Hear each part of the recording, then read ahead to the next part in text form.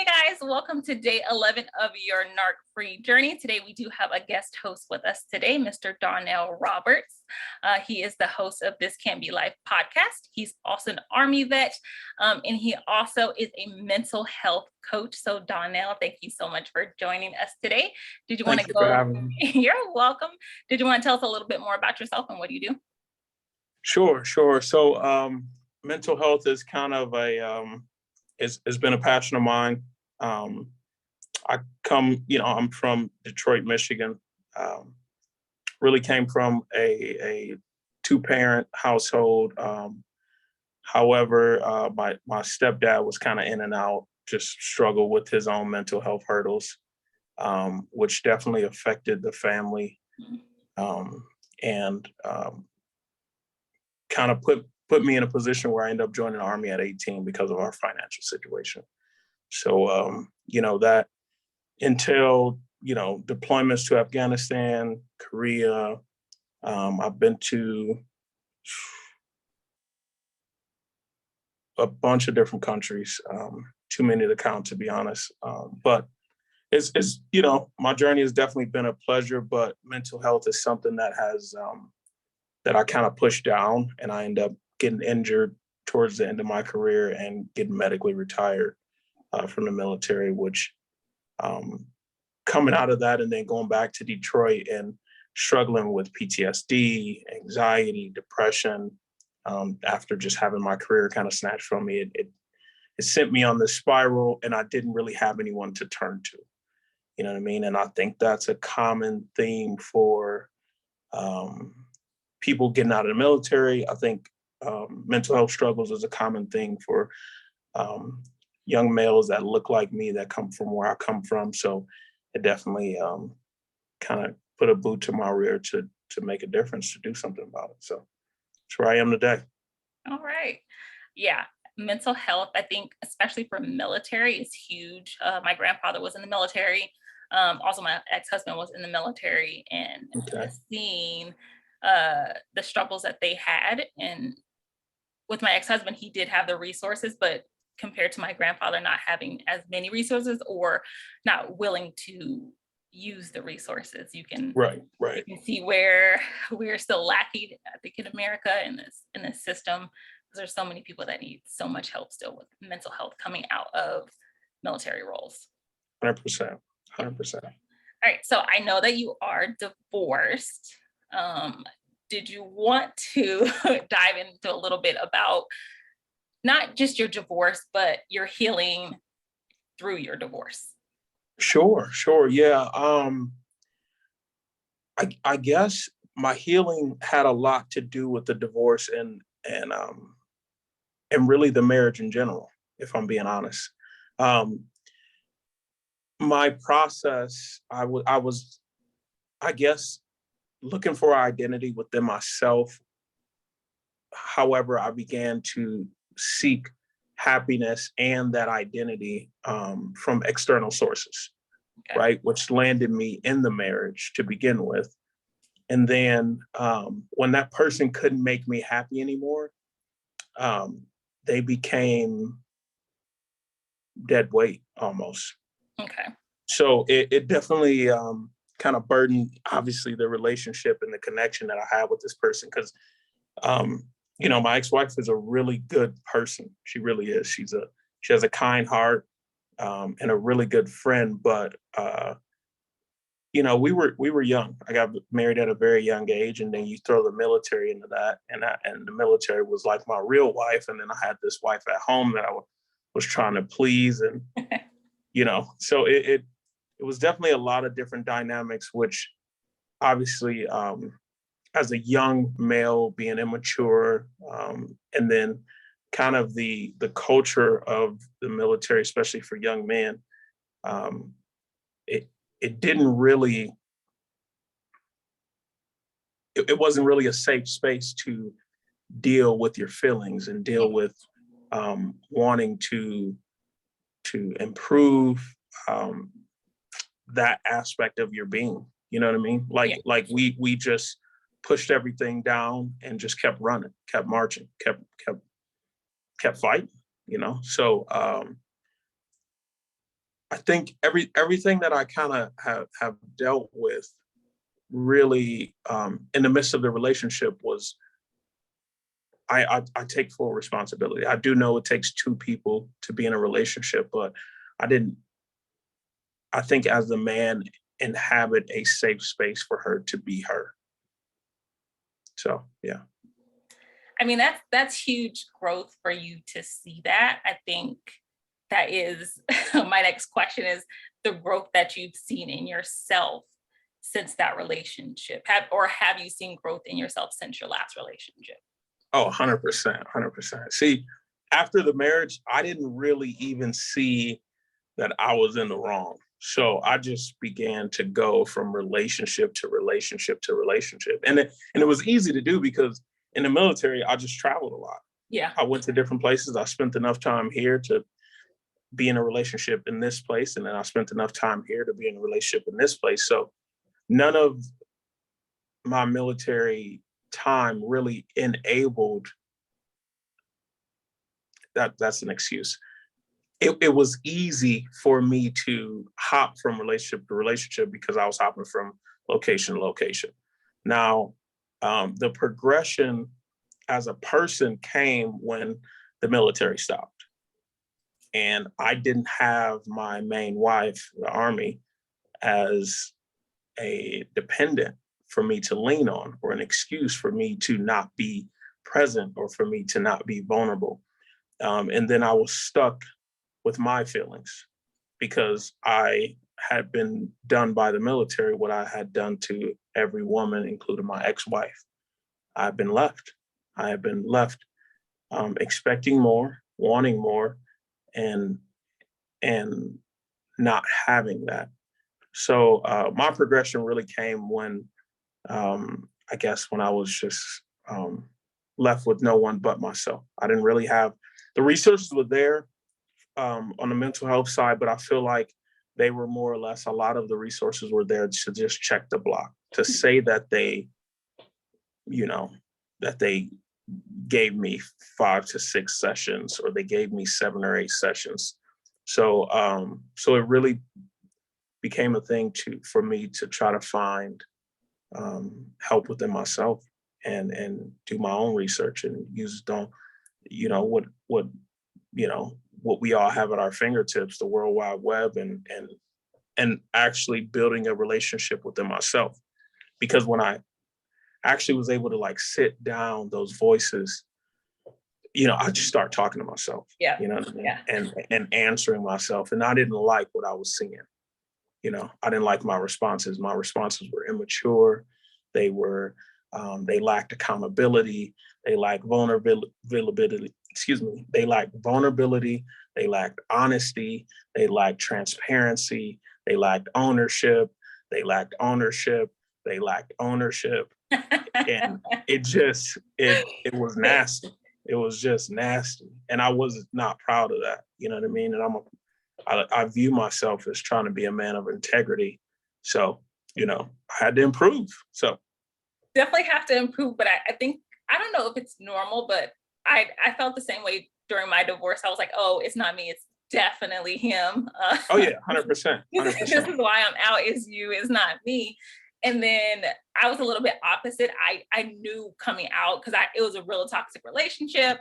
I knew I needed the time to heal. So I did give myself that time to heal. But within that time of healing, it kind of scared me from dating, because I was just like, you know what? I like it here. I'm going to stay here. It's comfortable here. But I was also able to see where my faults were.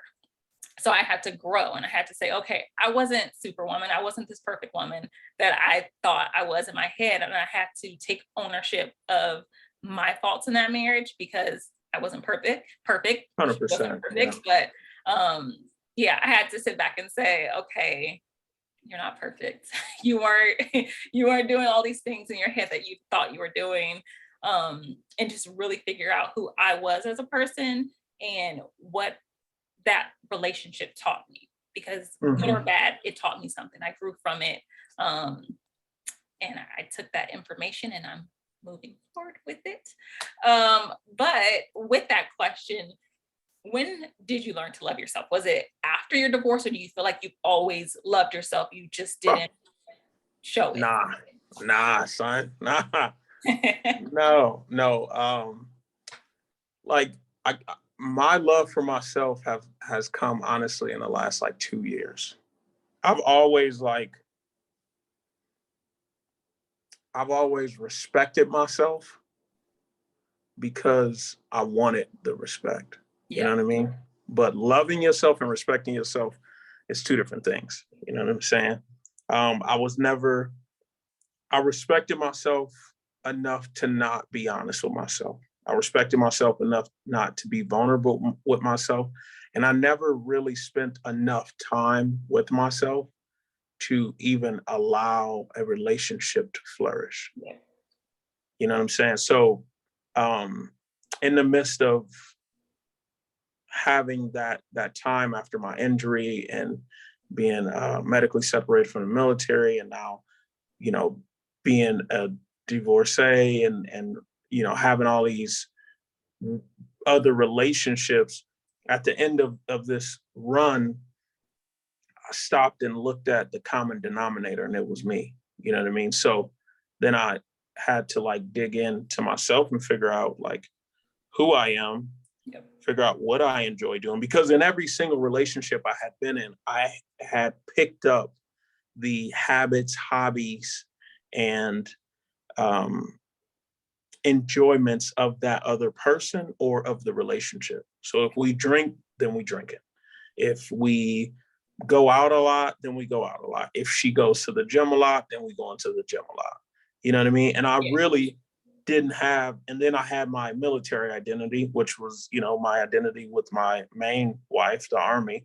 So that culture was just, drinking and lifting and just being a tool. You know what I mean? Yeah.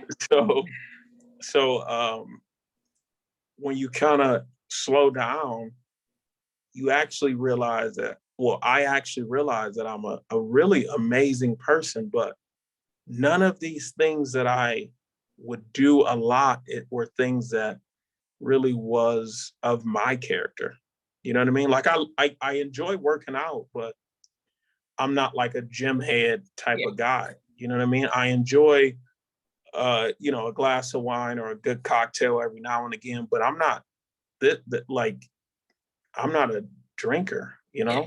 like this is not a part of and I have been, but I can go months, even, years without any alcohol. And I have, and that, especially after separating from the military, because that's not something that is who I am.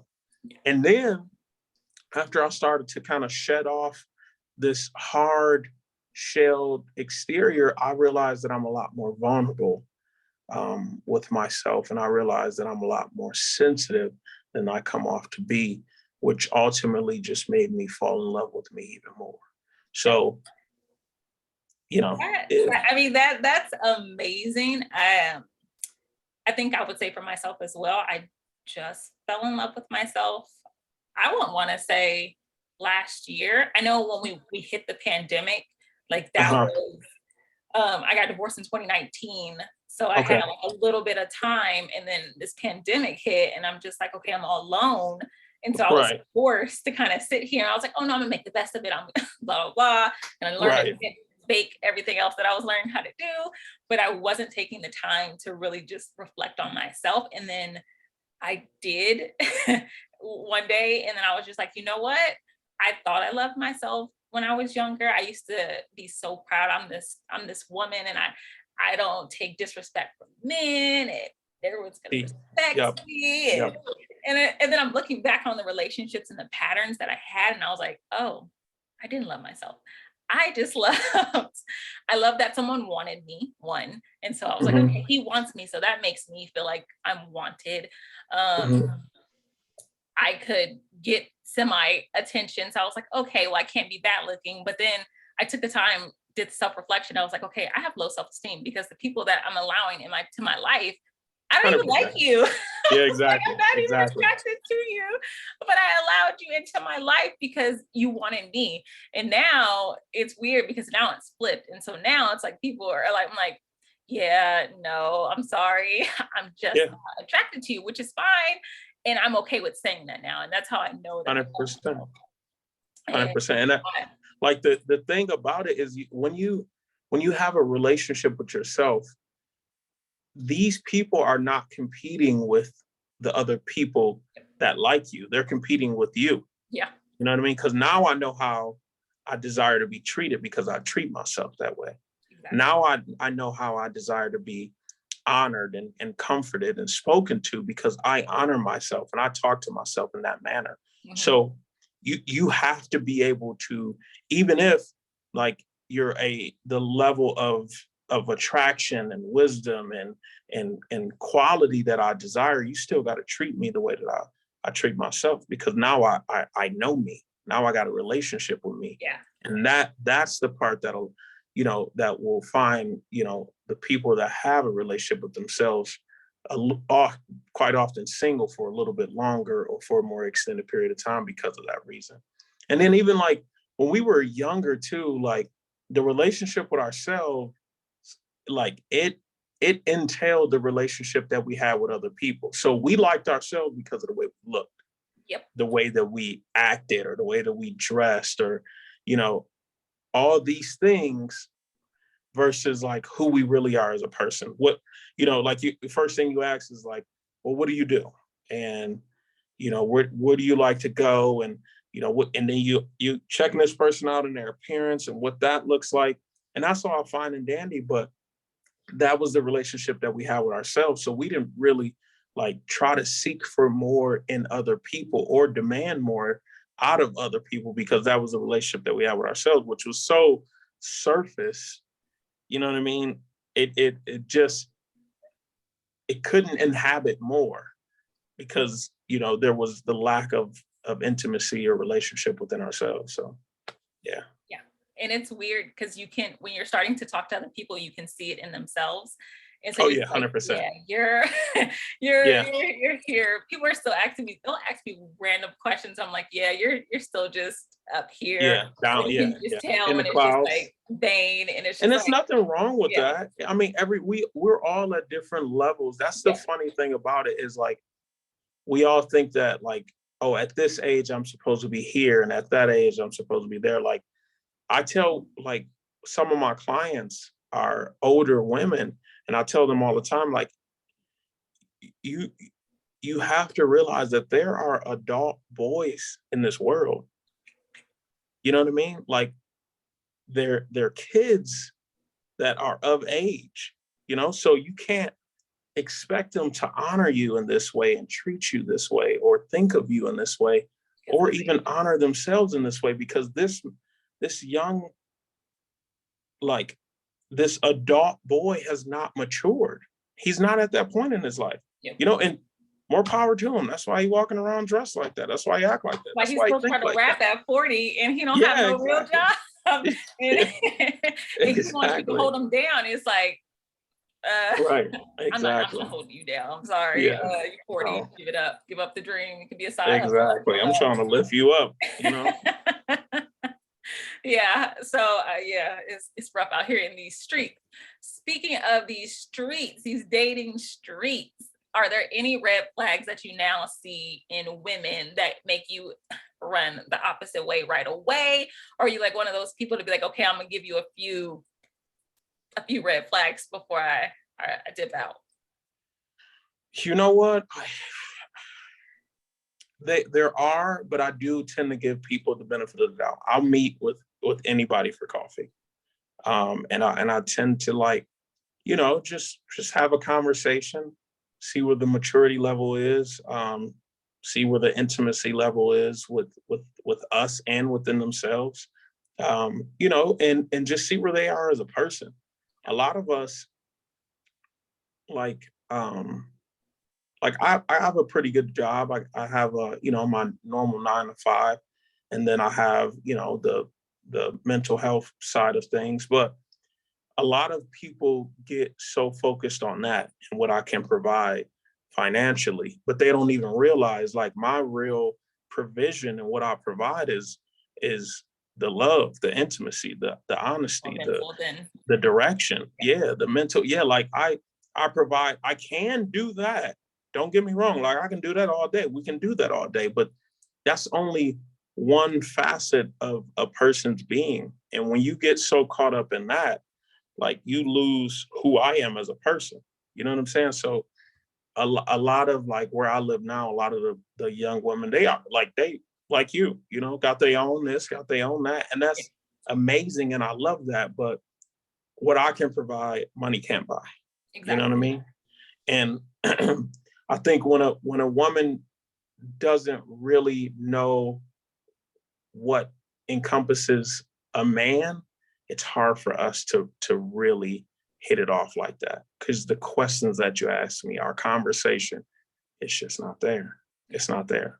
I'm not like, I invest in people. I invest in don't get me wrong, like I do have like financial investments and all that stuff, but that's not who I am as a person. And I can show you that and I can communicate that to you, but that's never like my focus, you know? I feel like if you have to show someone you have investments, do you really think that they're you're not, yeah, like you're not, yeah, like, even if we gotta show you the talk portfolio. Yeah, like it's like the person trying to confess their love to you. If like you can tell me, but you gotta show me. You know what I'm saying? Yeah. You can convey all day that you can do this or you can do that, or that you're a woman and you can do, because the same thing that goes on that foot when I said there are grown boys out here, there are grown girls that are still, especially for my age, I'm 32, you know, and I'm a father of, you know, I got young sons. So I'm trying, my hardest mission in the world is, more importantly, not, and as well as having a relationship with myself, but raising these young boys to be quality men.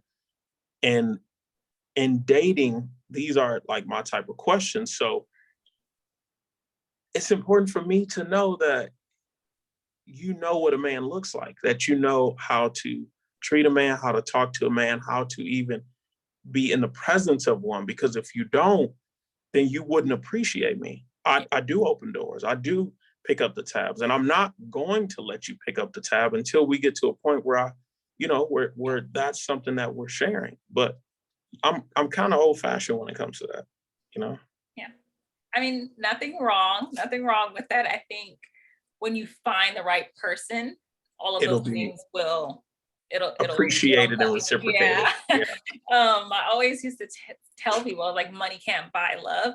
And when I was younger, I used to say that and didn't really like understand until I was in a relationship where you could give me and you kept buying me stuff. That's great, but you didn't love me. And so like at a point I was like, these are all materialistic things, but I don't have your heart. You don't have mine. You don't have my mind. You don't have attention. Anything. Yeah. I was like, you can go to the Apple store and get me some stuff. That's great. But at the end of the day, you're not helping me elevate. I'm not helping you elevate. You're not my piece. I'm not your piece. And where are we going with this? Because we're not elevating each other. So we're not building a legacy for anything. We're just building materialistic stuff. And I'm just like, okay, that's not. But that's what like becomes a problem, is that like social media is pushing that materialistic narrative on people. And now people think that that is reality. Yes. You know, and whatever narrative that social media desires to push for that day, it is the thought in your mind. Now you think that it's okay to walk up on stage in the middle of an appointment and smack somebody and think that that is going to go over okay. And then 20 minutes later win an award and say, I'm struggling. And it's just okay, you're struggling. We get it. But I mean, you could have composed yourself a little bit better. Right. But that also goes into my next question, is social media in relationships. Do you think they're helping or harming? Which I think I already know which way you're going to go. So what are your thoughts on social media and the effects that they are having on relationships today? Do you think it's causing people to not settle down because they feel like they have these options over here? Yep. People are trying to play house and they want to be a power couple on the internet. So they're staying in these toxic or terrible relationships. Right. Or are they just saying, hey, I'm just showing my love? You know what? Social media, when it comes to relationships, I think it's a really difficult thing because, first of all, the relationship has to be solid. Yep. And if the relationship is solid, it does not matter, in my opinion, what you go through. If we know each other, if we're in a relationship and our bond is that strong, I don't care what media, social, non-social, you know what I mean? Media, it won't matter. But at the end of the day, social media has definitely put a burden on relationships. And you see people that have been married 30, 40 years starting to get a divorce because of what's happening is you're leaving a 80% person for a 20% person. Mm-hmm. You don't even know this person, but you see their pictures. They're aesthetically pleasing, because that's what we go for now. Literally. More than anything. Yeah. Is what the aesthetics look like. They're aesthetically pleasing, but you don't know what their mental health is. You don't know what their spiritual health is. You don't know what their goals and ambitions are. You don't know if this person can motivate you or you can motivate them. First and foremost, the first thing that I always ask people is, are you open and willing to give and receive unconditional love? Yeah, that's good. So I don't care what you look like. If your heart is not open to give and receive that love, then we're not going anywhere to begin with. But these people are leaving their 80% person because they have, they're flawed in this way, or they're flawed in that manner, which there is not a human on this earth that does not have their issues, that does not have their flaws, that is without flaw, that's perfect. So you're leaving your 80% person for this 20% person, and you will realize that at some point. But at the same time, I think there's the opposite side of that too, is I think that people are realizing their worth and they're understanding who they are, and they're having, especially through the pandemic, people spent a little bit more time with themselves, and they learned that, you know what, I am a person of quality and I do not deserve this. And I know that even if I can't go somewhere and be treated better, I can just be with self and treat myself as someone of quality. So I think it's a catch-22. If your relationship is solid, I don't think nothing stands a chance against it. But I think people don't have a strong enough understanding of themselves. Yep. You can't motivate me with the purses that guys be wearing. No offense to anybody that wears this kind of stuff, but there's just certain things that I just can't partake in because of who I am. So it doesn't matter what social media, what narrative social media is pushing. My views are my views. You know what I mean? So it's a double-edged that goes back to your relationship with yourself. It's tough because I think especially for younger women, and I see it in my niece, which is weird because she's only 8, but I see it in her where she's just like, oh, your value comes if you have a man. And I was like, wait, I'm not valuable because I don't have a man. And she was like, yeah, you don't have anybody. And my mama do. And I'm like, I said, but I was like, but I'm happy and I want someone who does this. And she was like, yeah, but you still don't have a boyfriend. I was like, but that means nothing. I was like, well, I mean, that's tough to explain to a kid, but I do understand where you're coming from. And they're teaching society to have this very black and white style of thinking. You're either Democrat or you're Republican, no in between. You're either pineapples on pizza or no pineapples on pizza. There is no in between. Yeah, it's the extreme end of both ends of the spectrum, even though people don't understand that it's a spectrum for a reason.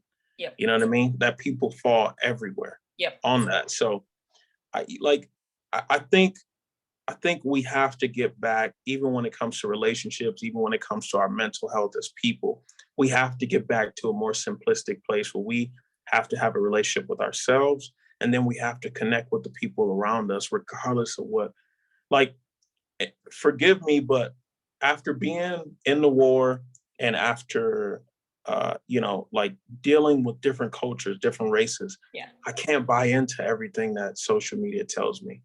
I just can't. Yeah. So if they tell me that white people don't like black people, I'm sorry, but I know that they do. Yeah. You know what I'm saying? If they tell me that the sky is one color, it's only so much that I'm gonna decide to invest in, because the only reality is my reality. What's happening in my life? Like, I feel so bad for the people in Russia and the people in Ukraine, but that's not my life. It's not. My prayers go to you and your families, but my life is my life. You know what I'm saying? And I can only be affected by what is actually affecting me directly. They force and push these different narratives every single week. COVID just completely went away. So it's a way, but then they're trying to like push you back in. So I was like, are we trying to prepare for the winter for that, or what are we doing? And then shut down.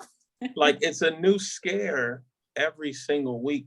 And even if COVID didn't go away, like 3 weeks ago, you needed a vaccination card to get in anywhere in Denver.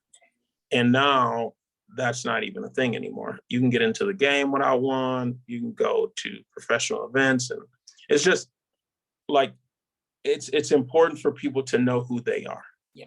And all that comes back to, even when it comes to your mental health, everything comes back to the relationship that you have with yourself. Yeah. And that can improve the relationship that you have with your community and your tribe. Yeah. And that's what I'm a firm believer in. Life is about relationships. I agree. I think something that I always like mentor the girls that I mentor with is making a time limit for social media, because it can be so toxic to just take that in. And especially for women, and probably men as well, but to see those women with the perfect bodies, you do start to judge yourself, and then you see people 100%. pictures, so you're just like, well, this is what I need. And I'm like, that's not realistic. That's not a real standard of a woman.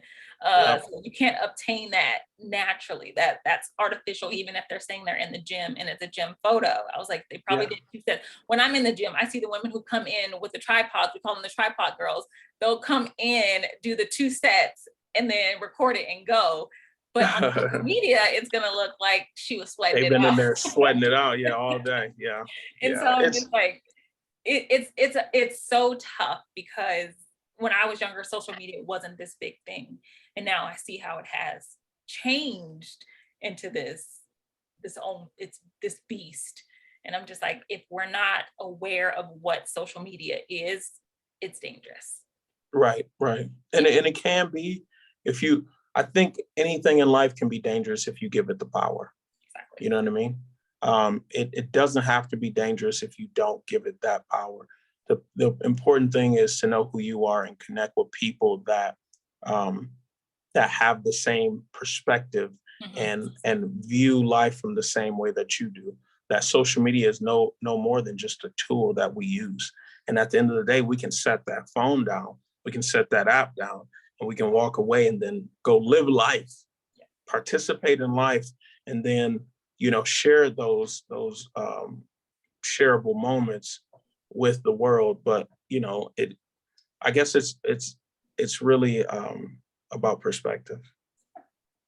All right. So in wrapping up, is there any advice you would give to your younger self? I would.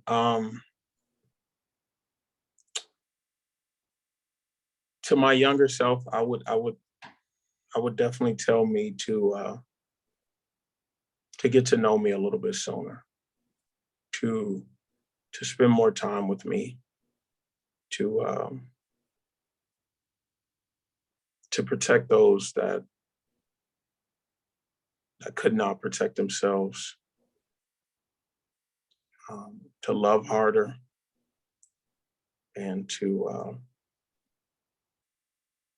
buy Bitcoin a lot sooner. No, really soon. And Tesla and Amazon. Bitcoin thing a lot sooner, dude. No, I think the relationship that I have with myself, I think it should have and could have came a lot sooner. And I'm grateful for where I am with it today. But I definitely wish I would have invested in myself a lot sooner, because I am a person of quality. So Right. I agree. I agree as well. Well, thank you so much for yes, thank you so joining much for us having me. I appreciate you. today. You're welcome. Do you want to go ahead and let everyone know where they can find you?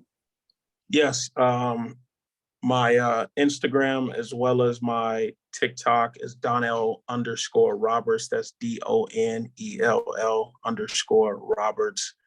And then you can access every other platform from there. So, if you need a mental health coach, go ahead and check me out on Instagram or TikTok. Both links are on there. Perfect. All Thank you. right. Thank you guys. As always, I will continue to pray for you guys. I will see you guys later. Keep striving, keep growing, keep loving.